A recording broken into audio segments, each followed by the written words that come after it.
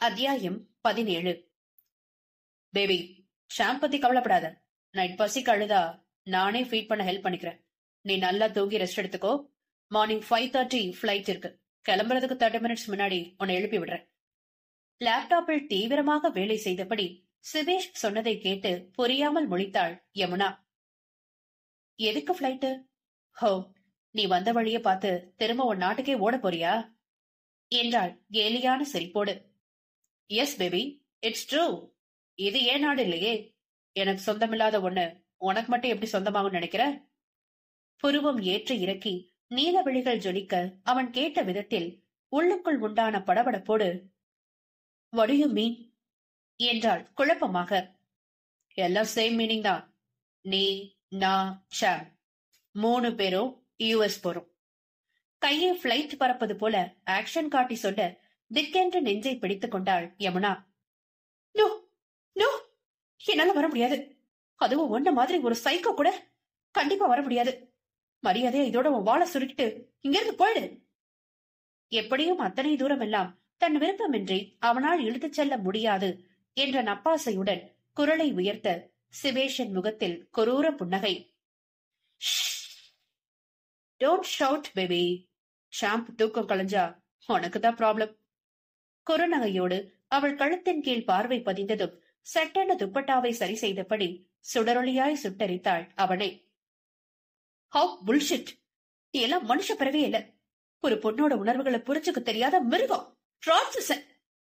மேலும் கத்திவிட்டு குளியலறைக்கு சென்றவளை அசுர வேகத்தில் பின் தொடர்ந்து யமுனா திணற திணற அவளின் கண்ணீரையும் பொருட்படுத்தாமல் ராட்சச முத்தம் கொடுத்து தன் வேட்கையை காட்டி நிரூபித்து வந்தான். சொன்னது போலவே தனி விமானம் மூலம் அதிகாலை நேரமெல்லாம் வானில் பறந்து கொண்டிருந்தனர் மூவரும். யமுனாவின் முகத்தில் உயிர்ப்பே இல்லை. ஏற்கனவே தன்னை நாசம் செய்து சிதைத்து சென்ற கொடூரவாதி இவன். 2 நாட்களிலேயே குழந்தையோடு இவனிடம் சிக்கி படாத பாடுபட்டாயிற்று. மேலும் இவனோடு வெளிநாடு சென்றால் தன்னிலையும் குழந்தையின் நிலையும் என்ன? தன்னை பல எச்சைகளோடு பங்கு போட்டுவிட்டால் என்ன செய்வது? குழந்தையை எங்காவது விற்றுவிட்டால் என்ன செய்வது? பிஞ்சு சிசு பெற்றவள் நானின்று என்ன செய்யும்? அர்த்தமில்லாத பயத்துடன் பல குழப்பமான கேள்விகளோடு மனதை பொழிந்து கசங்கியபடி வந்தவள் மேகமூட்டங்களின் நடுவே யாரும் தொட முடியாத உயரத்தில் பறப்பதை பீதியாக பார்த்த யமுனா, பேசாம இந்த விண்டோவை திறந்து இங்கிருந்து கீழே குச்சிடலாமா என்று நினைக்கும் போதுதான் இப்படி யோசிப்பது எத்தனை பெரிய முட்டாள்தனம் என்று தோன்றியது. கடவுளே, என் குழந்தைய விட்டுட்டு நான் எங்க போவேன்? நான் இல்லனா என் குழந்தை என்ன ஆகும்? இந்த ராட்சசி என் குழந்தைய கொண்டுட்டா ஐயோ! கலக்கமாக தலையில் கை வைத்து உள்ளூர நடுங்கி போனவளின் தோளில் அழுத்தமாக கரம் பதிந்ததில் திடுக்கிட்டு திரும்பி பார்த்தாள். என்ன பேபி, உன் கற்பனை வளத்தை படுபயங்கரமா பெருக்கிட்டு இருக்கியா? அவளின் பயத்தை சரியாக கண்டிட்டு நக்கலாக கேட்டதும் திகைத்த விழிகள் படபடக்க தலைகுனிந்து கொண்டாள் யமுனா. பயந்து பயந்து செத்துறாத பேபி. நீ செத்தாலும் உயிரோட எழுப்பி வச்சு உன்னை என்னோட தக்க வச்சுப்ப என்றவனின் வார்த்தையில் உள்ள வீரியத்தை இப்போது கவனிக்காமல் விட்டதை எண்ணி பின்னாளில் மிகுந்த அதிர்ச்சிக்குள்ளாக போவது அறியாமல் கடுமையாக முறைத்தாள் அவனை. முறைக்காத பேபி. இன்னும் கொஞ்ச நேரத்துல பிளைட் லேண்ட் ஆக போகுது. ஃபர்ஸ்ட் டைம் யூஎஸ் வர, அதுவும் என் வீட்டுக்கு. சோ சிரிச்ச முகமா ஹாப்பியா வா பேபி. எனி டைம் கிரைங் ஃபேஸோட சேடாவே இருக்க உனக்கு போர் அடிக்கலையா? சார் என்னவோ எந்நேரம் மகிழ்ச்சியா சிரிக்கும் வித்துவான் போல அவளை பேசி பேசியே வெறுப்பேத்திட்டு இருக்கானே. இங்கு அதீத வெறுப்போடு வீட்டினுள் நுழைந்த திலீப் வீடு இருந்த லட்சணத்தை கண்டு பெரிதாக எந்த ரியாக்ஷனும் காட்டவில்லை. வீட்டில் உள்ள ஒவ்வொரு பொருளும் உடைந்து கண்ணாடிகள் சிதறி அலங்கோலமாக இருப்பதையெல்லாம் எதிர்பார்த்ததுதான். உடைந்து கிடந்ததையெல்லாம் பார்த்து கொண்டே படிகளுக்கு கீழே உள்ள சிறிய அறையை திறந்து உள்ளே செல்ல, வந்துட்டியாப்பா திலீப்? சோர்வாக வந்த ஈஸ்வரியின் குரலில் கல்லாக இறுகி நின்றான். திலீப், நீ போன அன்னைக்கு நான் சாப்பிட்டது. அதுக்கப்புறம் 4 நாள் ஆச்சுப்பா அம்மா சாப்பிட்டு. பரிதாபமாக சொன்ன தாயை கண்டு இதுவே பழைய திலீப்பாக இருந்திருந்தால் பதறி துடித்து சோற்றை அள்ளி வந்து ஊட்டி விட்டிருப்பான். ஆனால் இப்போது இருக்கும் நிலையே வேறு. இந்த டிராமாலாம் எதுக்குமா? இன்னும் எத்தனை நாளைக்குதான் என்னை எமோஷனல் பிளாக்மெயில் பண்ணி என் வாழ்க்கையை நாசம் பண்ண பாப்பீங்க? ஆர்ப்பாட்டம் என்று கேட்டவன் அதற்கு மேலும் அங்கு நில்லாமல் கதவை திறந்து கொண்டு வெளியே சென்றவன் வீட்டு வேலையாளிடம் ஈஸ்வரிக்கு உணவு கொடுக்க சொன்னான். ஈஸ்வரியின் நிலை தற்போது அந்த வீட்டில் என்னவென நன்றாக உணர்ந்தும் மனமுவந்து அவரிடம் சரியாக பேசி தாய் என்ற அன்பை பொழித்து பதறி துடிக்கும் அளவிற்கெல்லாம் அவன் துளியும் தயாராக இல்லை. வாழும் வரை எப்படியாவது வாழ்ந்துவிட்டு போகட்டும், பெற்ற பாவத்திற்கு 3 வேளை உணவு, உடுத்த துணி, அதுவே இவருக்கு பெரியது என்ற எண்ணத்தோடு பெருமூச்சு விட்டபடி அவன் அறைக்கு சென்றான். வீட்டை விடவும் மிக பயங்கரமான காட்சியை தந்தது அவன் அறை. அப்போதும் எதையும் கண்டுகொள்ளாது படுக்கையில் கலைந்து கிடந்த துணிகளை ஓரம் ஒதுக்கிவிட்டு ஒற்றை பக்கமாக உடல் குறுக்கி படுத்துக் கொண்டவனின் முதுகை ஆக்ரோஷமாக தாக்கியது சஷ்டியின் பார்வை. திலீப்! காட்டு கத்து கத்தியும் எழவில்லை. மாறாக, உன் கத்தல் கூச்சல் எல்லாத்தையும் உன்னோட வச்சுக்கோ, என்கிட்ட வேணாம்.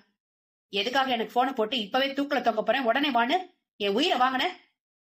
எரிச்சலாக சொன்னவனுக்கு அப்போதும் அவளை பார்க்க வேண்டும் என்ற எண்ணம் தோன்றவில்லை. வர வர ரொம்ப ஓவரா போறதில்லை. என்ன தைரியம் இருந்தா ஓ முன்னாள் காதலிய பார்த்து அவ கூட கூத்தடிச்சுட்டு வந்தது இல்லாம என்கிட்டயே திமிரா பேசுவ? ஏய், முதல்ல எழுந்துடா. கோடி கணக்குக்கு சொந்தக்காரி நானே நின்னுட்டு இருக்க. ஒண்ணு இல்லாத பிச்சைக்கார பையனி இவ்வளவு திமிரா படுத்துட்டு இருக்க. முதல்ல எனக்கு மரியாதையா பணிஞ்சு நின்னு பதில் பேசி கத்துக்கோ. Get man.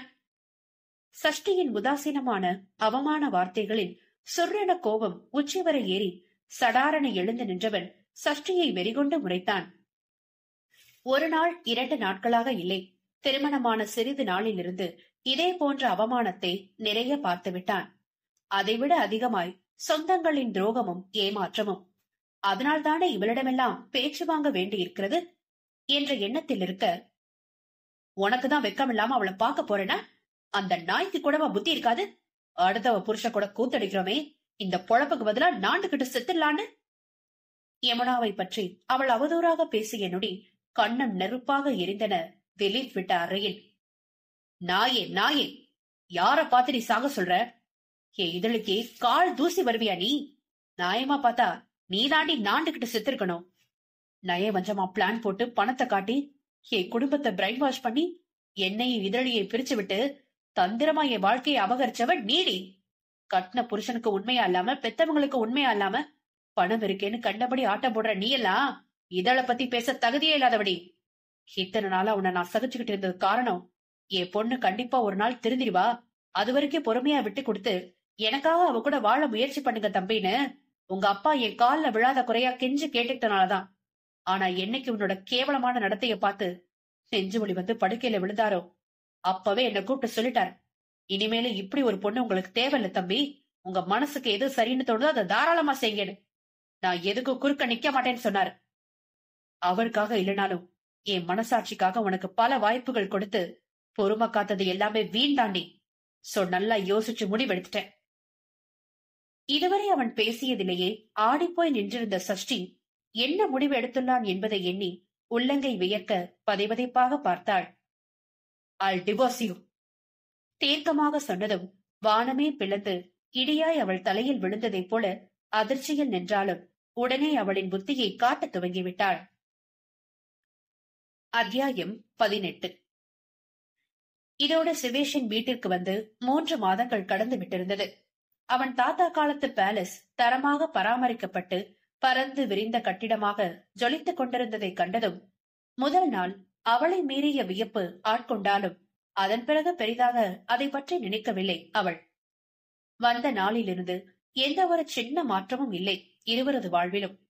சிவேஷ் யமுனாவை கட்டாயமாக நெருங்கி முத்தமிட்டு எல்லை மீறி சீண்டுவதும் பதிலுக்கு யமுனா அவன் மீது அதிகப்படியான வெறுப்பை வளர்த்து கொண்டு எப்போது சரியான நேரம் கிடைக்கும் இவனை விட்டு முழுதாக செல்ல என்ற எண்ணம் மட்டும்தான் அவள் மூளையை மொத்தமும் ஆக்கிரமிப்பு செய்து கொண்டிருக்கிறது. விட்டால் அவன் எல்லை மீறும் வேளைகளில் கொன்று போடும் அளவிற்கு கூட கோபம் பொங்கி இருக்கிறது. ஆனால் கொல்லும் அளவிற்கு யமுனாவிற்கு தைரியம் இல்லையே. அப்படியே தைரியம் வந்தாலும் சிவேஷை அவளால் அசைத்து கூட பார்க்க முடியாது என்ற விடயமும் அவள் அறியாதது. வந்ததிலிருந்து அவன் பெயர் மட்டுமே அறிந்திருந்தாள் யமுனா. அதுவும் அவனாக சொன்னதால். மற்றபடி வேறெதுவும் அவனை பற்றிய விவரங்களை சிவேஷம் சொல்லவில்லை, இவளும் வாய் திறந்து கேட்டதில்லை. டிப்டாப்பாக தயாராகி காலையில் அலுவலகம் சென்றால் மாலை நேரத்தில் வீடு திரும்புவான். சில சமயங்களில் இரவு தாமதமாகித்தான் வருவான். அவன் இருந்தாலும் இல்லை என்றாலும் வீட்டை சுற்றியும் பாதுகாப்பிற்கு பலத்த ஆட்களை எப்போதும் வைத்திருப்பான். யமுனா வந்ததிலிருந்து இன்னும் பாதுகாப்பை அதிகப்படுத்தி இருந்தான். அவ்வளவே. வீட்டை சுற்றியும் உள்ள விரைப்பான ஆட்களை கண்டு ஒவ்வொரு முறையும் தப்பிக்க முடியாமல் திணறி போன யமுனா ஒரு கட்டத்திற்கு மேல் தப்பிக்கும் எண்ணத்தையே விட்டுவிடும் அளவிற்கு சோர்ந்து போனாள்.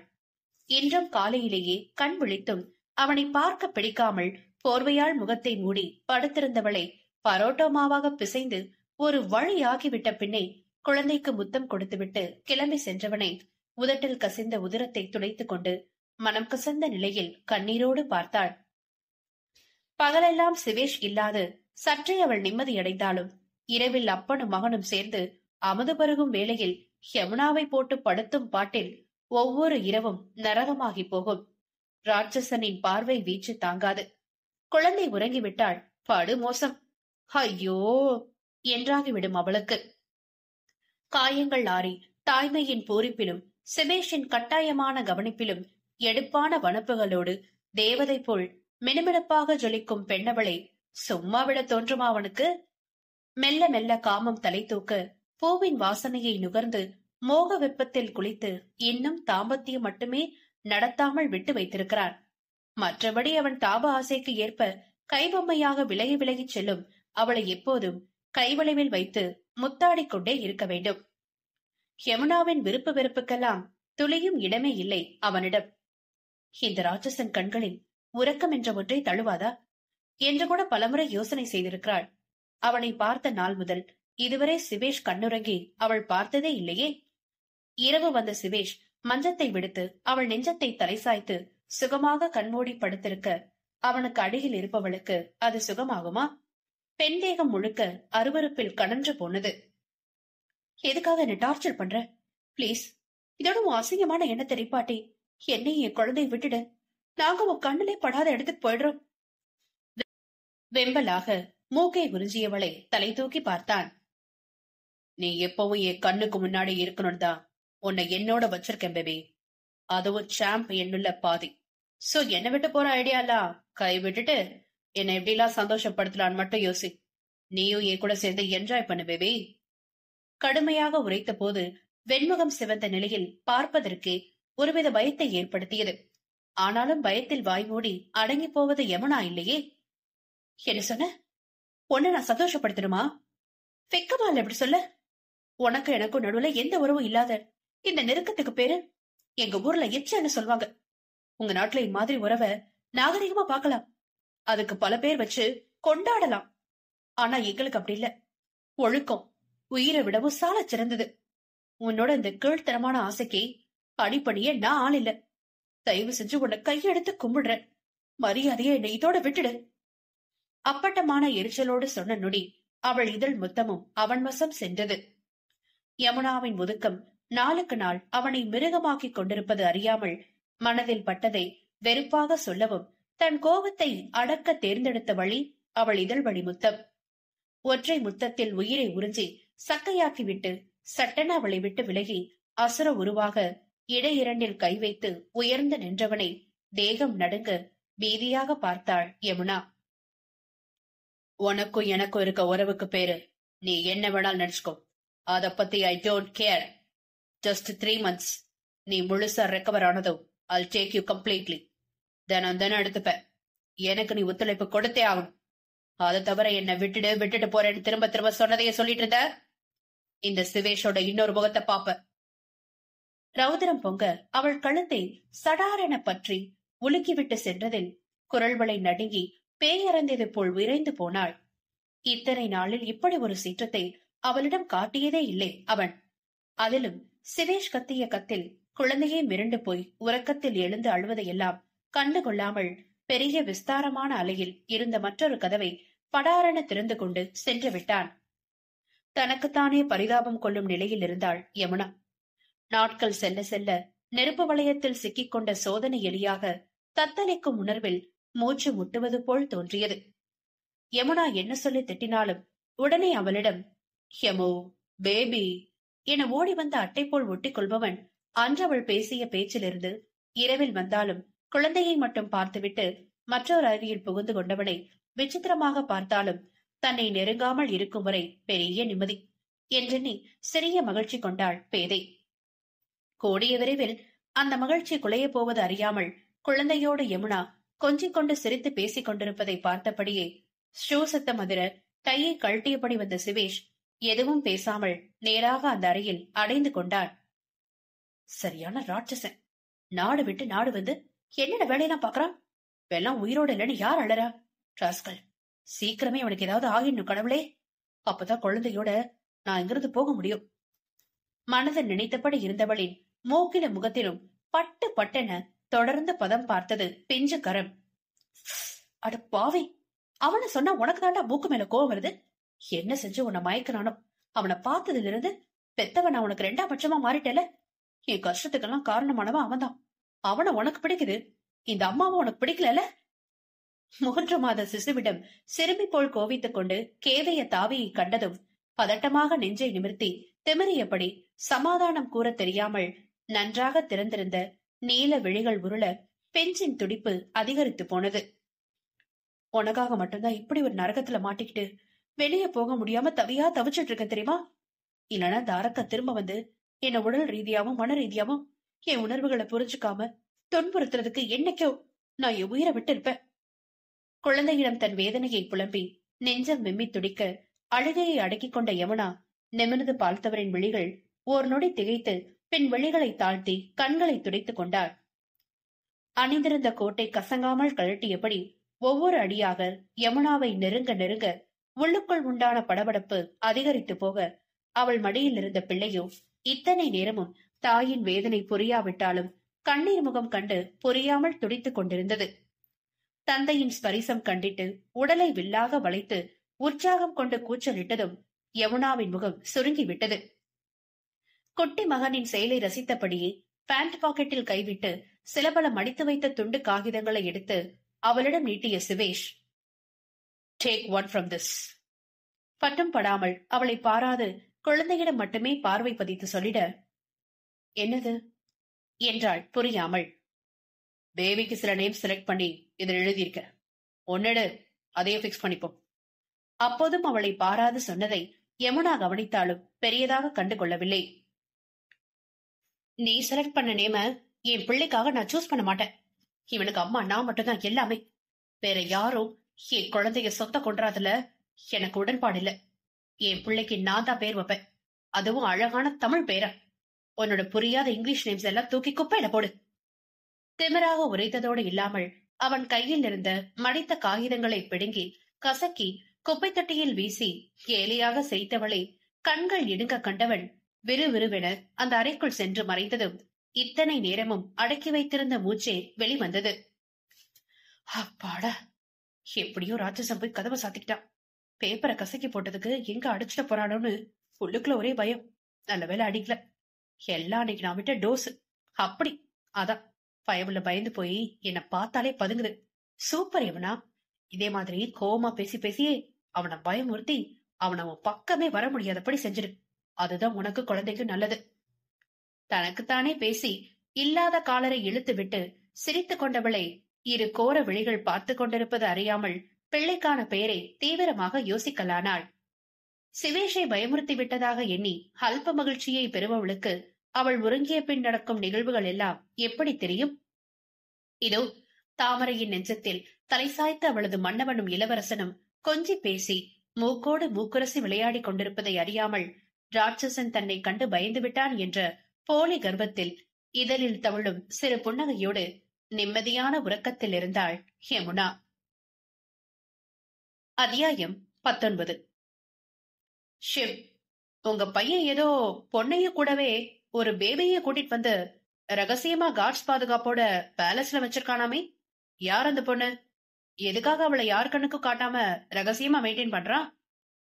அன்ரோவின் கண்கள் ஒருவித குரூரத்துடன் பல வழக்க புகையிலையை ஆழ்ந்து புகைத்து விட்டவள், உனக்கே தெரியாத போது எனக்கு மட்டும் எப்படி தெரியும்? அதுவும் சிவேஷ் ஒரு பொண்ணை கூட்டிட்டு வந்து வச்சிருக்கான்னு நினைக்கும் போதே வேடிக்கையா இருக்கு. அவன் ஒரு ரோபோட்டிக் ஜெண்டர் தானே எத்தனை நாள் நினைச்சிட்டு இருந்த. வேலையை தாண்டி வேற எதுவும் பெருசு இல்ல அவனுக்கு. ஆனா இந்த பொண்ணு, இது கதை புதுசா இருக்கே. இதுக்கு பின்னாடி என்ன மேட்டர் இருக்கும் ஆண்ட்ரோ? பெற்ற மகனை பற்றி எந்த ஒரு உன்னத தந்தையும் நினைக்கக்கூடாத ஒன்றை பெருமையாக நினைத்ததும் இல்லாமல் சந்தேகம் வேறு கேட்டு வைத்தார். எனக்கும் அது தெரியல. பட் அந்த பொண்ணை வச்சே சிவேஷ காலி பண்ண முடியும்னு மட்டும் என் மனசுக்கு படுது. என்ன சொல்ற? ஆமா சிவ், எனக்கு ஒரு சீக்ரெட் மேட்டர் கிடைச்சிருக்கு. அந்த பொண்ணை அவன் வலுக்கட்டாயம் பண்ணிதான் கூட வச்சிருக்கானா. அப்ப அவளுக்கும் அவனை பிடிக்க வாய்ப்பில்ல. அதனால அவளை வச்சே அவனோட பிசினஸ் சீக்ரெட்ஸ கறந்து அவனை மொத்தமா வீழ்த்தணும். என்னோட பேங்க் பிசினஸ் முதலிட பிடிக்கணும். அந்த பொண்ணையும் அவன் கிட்ட இருந்து தப்பிக்க வச்சுட்டா கடைசியில திரும்பவும் தனி கட்டையை அடிப்பான். அதுதான் என் முழு வெற்றி. குரோதத்துடன் சொன்ன ஆண்ட்ரோவை வாய்ப்பிழந்து பார்த்தார் சிவராமன். எந்த ஒரு தாயும் பிள்ளையின் வளர்ச்சியை கண்டு பெருமைப்படுவாளை தவிர்த்து வஞ்சகம் நினைக்க மாட்டாள். ஆனால் ஆண்ட்ரோ வித்தியாசமான தாய். தன்னை எதிர்த்து முன்னுக்கு வருவது பெற்ற பிள்ளையே ஆனாலும் அடியோடு பிடுங்கி தூர வீசி விட்டுதான் எப்படி முன்னிலையில் நிலைத்து நிற்பது என்ற பிசினஸ் மைண்டில் எதுவும் செய்ய துணிந்தவளாக மாறி பல ஆண்டுகள் கடந்து போயிற்று. ஐடியாலாம் நல்லா இருக்கு. ஆனா அந்த பொண்ணு நம்ம வழிக்கு வரணுமே, அதுக்கு என்ன பண்ணுவ? அதெல்லாம் நிறைய வழி இருக்கு. இத்தனைக்கும் அவ இந்திய கலாச்சாரத்தை மதிக்கிற ஸ்டூபிட் கேர்ள். 2 வார்த்தைய சென்டிமெண்டா எடுத்து விட்டா போதும், தானா வழிக்கு வருவா என்றவள் அடுத்த கட்ட பிளானாக யமுனாவை மடக்கும் யோசனையில் இறங்கி அதற்கேற்ற வேலையும் கச்சிதமாக செய்து முடித்தாள். சிவேஷ் அலுவல் சென்ற சிறிது நேரத்தில் சோம்பலாக எழுந்த யமுனா தன்னை சுத்தப்படுத்திக் கொண்டவளாக குழந்தையோடு விளையாடி பசி ஆற்றியவள் அது உறங்கி போனதும் தானும் மெத்தையில் புரண்டு கண்மூடி பார்த்தும் உறக்கம் வராமல் பொழுது போகாமல் மதிய உணவினை தானே சமைத்து உண்ணலாம் என்ற எண்ணத்தில் கிச்சன் பக்கம் போக அத்தனை மரியாதை அவளுக்கு. மேடம், நீங்க சமைக்க போறீங்களா? சார் கோவப்படுவார் மேடம். உங்களுக்கு பிடிச்ச டிஷ்ஷ சொல்லுங்க, நாங்களே ப்ரிப்பேர் பண்ணி தரோம். வெள்ளை காக்கா ஒன்று அவளை விடாமல் நச்சரிக்க அவளை முறைத்தபடியே துப்பட்டாவை இடையில் கட்டி கொண்டவளாக, உங்க சார் உங்களுக்கு வேணும்னா பெரிய டானா இருக்கலாம், ஆனா எனக்கு அப்படி இல்ல. நான் என் இஷ்டப்படி என்ன வேணாலும் செய்வேன். தேவையில்லாம என்ன டிஸ்டர்ப் பண்ணீங்க, வெள்ள மூஞ்சில கத்தியால கோடு போட்டுருவேன். மரியாதை ஓடுங்க. வெள்ளை காக்காவை கண்களை உருட்டி விரட்டி விரட்டி விட்டு பிரிட்ஜை திறந்து தேவையான காய்கறிகளை எடுத்து மணக்க மணக்க வெஜிடபிள் சூப்பும் குருவாவும் வைத்து அப்பளம் பொரித்து எளிமையான உணவாக செய்து திருப்தியாக உண்டவள் குழந்தையை காண செல்லும் நேரம் மற்றொரு வெள்ளையன் பதுங்கி பதுங்கி வந்து, மேடம் என அரண்டு போய் அழைத்தவனை புருவம் இடங்க பார்த்தாள். உனக்கு என்ன வேணும்? சாப்பிட்டதுக்கு ஜிஎஸ்டி கட்ட சொல்ல போறியா? நோ மேடம், உங்களுக்கு ஹெல்ப் பண்ண வந்தேன். ஆண்ட்ரோ மேடம் உங்ககிட்ட பேசணும்னு சொன்னாங்க. சீக்கிரம் பேசிட்டு போன கொடுங்க, நாங்க யாருக்கும் சந்தேகம் வராம நிக்கிறேன் என்று வெள்ளையன் அதற்கு மேல் பேசாமல் சென்று விட்டான். புரியாமல் முழித்த யமுனா, இதென்ன புது சிக்கல் என்ற யோசனையோடு போனை காதில் வைத்தாள். ஆடியோ எதிரணி யமுனா, ரைட்? அந்த பக்கம் ஆண்ட்ரோ கேட்க, எஸ், பட் யூ? ஷிவேஸோட மாம் என்றதும் மூச்சே இல்லை அவளிடம். பயப்படாத, என் பையனை பத்தி உனக்கு தெரிஞ்சதை விட எனக்கு நல்லாவே தெரியும். அவன் உன்னை எந்த அளவுக்கு துன்புறுத்தி வச்சிருக்கான்னு முதற்கொண்டு என்ற ஆண்ட்ரோ அவள் அமைதியை தனக்கு சாதகமாக படுத்திக் கொள்ள முயற்சித்தும் வெற்றியும் கண்டாள். என்ன பண்றது, அவனுக்கு நல்லது சொன்னா அதை எடுத்துக்கிற பக்குவமும் பொறுப்பும் எதுவும் இல்லாம சைக்கோ மாதிரி முரட்டுத்தனமா வளர்ந்துட்டான். அவனுக்கு இல்லாத கெட்ட பழக்கமே இல்ல. ஒரு கட்டத்துக்கு மேல பெத்தவங்க எங்க பேச்சையே கேட்காத அளவுக்கு எங்க மேல வெறுப்ப வளர்த்துக்கிட்டு பெத்தவங்க எங்களையே ஒதுக்கி வச்சு பணத்தை மட்டுமே பிரதானமா நினைக்க தொடங்கிட்டான். அவன் நினைச்சதை சாதிக்க எந்த எல்லைக்கு போவான். ஏன் கொலை கூட செய்ய தயங்க மாட்டான். எங்களாலேயும் ஓரளவுக்கு மேல அவனோட போராட முடியாம விட்டுட்டோம். ஆனா அது எவ்வளவு பெரிய தப்புன்னு ஓ விஷயத்தை கேள்விப்பட்டதும் தான் தெரிஞ்சது. பாரு இதழ், நானும் ஒரு பொண்ணுதான். அப்படி இருக்க என் பையனே ஒரு பொண்ண அவன் விருப்பம் இல்லாம ட்ரீட் பண்றதெல்லாம் என்னால அனுமதிக்கவே முடியாது. இந்த பணம் சொத்து பத்துன்னு இருக்கிறதுனாலதான் அவனை யாரும் தொட முடியாத உயரத்துல இருக்கோன்னு நினைச்சு ஓவர் ஆடிட்டு இருக்கான். அவன் ஆட்டத்தை முடக்கி அவனை அடக்குற வழி எனக்கு தெரியும். ஆனா அதை செயல்படுத்த முடியாத பாவியா நான் இருக்கேன். ஆண்ட்ரோ பக்காவாக தன் நாடகத்தை செயல்படுத்த துவங்க பெற்ற தாயை மகனை பற்றி இப்படி பேசியதும் அச்சத்தில் உடல் உதற நின்ற யமுனா, சொல்லுங்க மேடம், அவன் அடக்க என்ன வழி இருக்கு? என்னால முடிஞ்ச உதவியை உங்களுக்கு செய்றேன். ஆனா அதுக்கு பதிலா நான் இந்தியா போக நீங்க தான் எனக்கு ஹெல்ப் பண்ணணும். ஏற்கனவே யுகனை அவளுக்கு பிடிக்காததால் எதை பற்றியும் யோசிக்காமல் தானும் பிள்ளையும் இங்கிருந்து சென்றால் போதும் என்ற எண்ணத்தோடு ஆண்ட்ரோவின் வலையில் தானாக சிக்கினாள். அப்படி வாடி வழிக்கே. ஸ்பீக்கரில் போட்டுவிட்டு கணவனும் மனைவியும் ஹைஃபை அடித்து கமுக்கமாக சிரித்துக் கொண்டனர். சிம்பிள். ஏற்கனவே உனக்கு சிவேஷ பிடிக்காதல, அவன் உன்னை நெருங்கினா முன்னாடி விட இன்னும் அதிகமா அவனை அவாய்ட் பண்ணி வெறுப்ப கொட்டு. தானா உன்னை விட்டு விலக தொடங்குவா, உன்னை சரியா கண்டுக்க மாட்டான். அதே நேரம் அவன் வீட்டுல இல்லாத சமயம் பார்த்து அவனோட பிசினஸ் டீடைல்ஸ் எல்லாம் கிடைக்குதான்னு பாரு. அப்படி இருந்தா அத உடனே எடுத்துட்டு என்கிட்ட வரப்பாரு, மத்ததெல்லாம் நான் பாத்துக்கிறேன். பக்குவமாக காய் நகர்த்தி அவள் மனதை கலைத்து அழைப்பை துண்டித்தாள். யமுனாவோ ஆண்ட்ரூ சொன்னதையெல்லாம் நன்கு யோசித்தவளுக்கும் ஒரு துளி கூட சிவேஷை பற்றிய நல்லெண்ணம் அவள் மனதில் தோன்றவே இல்லை. நேரம் அமையும் போது அவனுக்கு எதிராக அனைத்தையும் செயல்படுத்த வேண்டும் என்று தீர்மானம் கொண்டு அறைக்கு வந்தாள். மாலை வேலை. சார் என்று பவ்யமாக வந்த ஸ்டீஃபனை அழுத்தமாக பார்த்த சிவேஷ், என்ன என்றான் புருவம் உயர்த்தி. நத்திங் சார், பட் ஏதோ சொல்ல வந்து இழுக்க, சொல்ல வந்த விஷயத்தை இழுக்காம சொல்லு ஸ்டீஃபன். அதிகார தோரணையில் முழுகியதும் எச்சில் கூட்டி விழுங்கினான். மெயின் பிரான்ச் கேஷியர் ராபர்ட் நம்ம லாப நஷ்ட கணக்கெல்லாம் பர்சனலா எடுத்து நேத்து நைட்டு சிவராமன் சார சந்திச்சிருக்கான். இன்னைக்கு வந்தா கையும் களவுமா பிடிக்கலான்னு பார்த்தா அந்த ஆள் வரல சார் என்றதற்கு எந்த எதிர்வினையும் இல்லை அவனிடம். அடுத்த என்ன விஷயம்? ஆர்ப்பாட்டமின்றி வந்தது அவன் பதில். ஆண்ட்ரூ மேம் உங்களை கொல்ல நம்ம ஆபீஸ் சுத்தியும் ஆட்கள் மூலமா ரவுண்ட் அப் பண்ணிருக்காங்க. இப்போது கேலியாக அவன் இதழ் வளைத்தது. அவ்வளவுதானே, நான் போலாமா? சாதாரணமாக கேட்டவனை பீதியோடு பார்த்த ஸ்டீஃபனுக்கு ஏதோ புரிவதைப் போலவும் இருந்தது, புரியாததைப் போலவும் இருந்தது.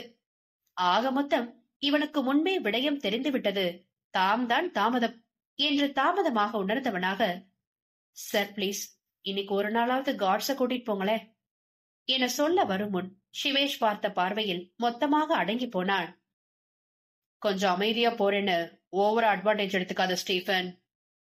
ருத்ர விழிகள் மிளிர சொல்ல அடுத்த வார்த்தை வருமா அவனுக்கு?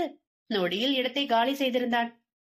சிவேஷின் கார் நிலவு வெளிச்சத்தின் வழியே சீராக சென்று கொண்டிருக்க, காலால் ஒவ்வொரு முறையும் பிரேக் பிடிக்கும் போதெல்லாம் காரினுள் பெருத்த அலறல்.